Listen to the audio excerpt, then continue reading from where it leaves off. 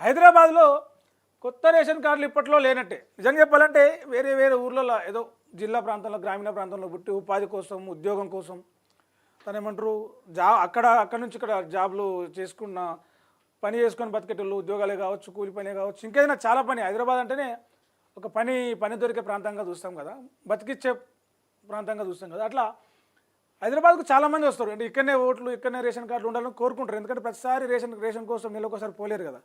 ఇక్కడనే రేషన్ కార్డులు తీసుకోవాలనేది చాలామంది ఆలోచన ఉంటుంది. అయితే హైదరాబాద్లోకి కొత్త రేషన్ కార్డులు ఇప్పట్లో లేవు. ఇప్పటివరకు ఉన్నాయే ఉంటే కొత్త రేషన్ కార్డులు లేవని చెప్పేసి ఒక వార్త మనం డిస్కస్ చేయొచ్చు. జనవరి 26 నుంచి రాష్ట్ర వ్యాప్తంగా రేషన్ కార్డులు పంపిణీ చేస్తామని సర్కారు ప్రకటించిన సంగతి తెలిసిందే. ఇప్పటికీ దరఖాస్తు చేయని వారు గ్రామ సభల్లో దరఖాస్తు చేసుకోవచ్చని మంత్రులు చెబుతున్నారు. అయితే గ్రామాల్లో సభలు జోరుగా సాగుతున్నప్పటికీ హైదరాబాద్లో మాత్రం ఎక్కడా సభలు జరిగిన దాఖలాలు కనిపించడం లేదన్న చర్చ జరుగుతోంది.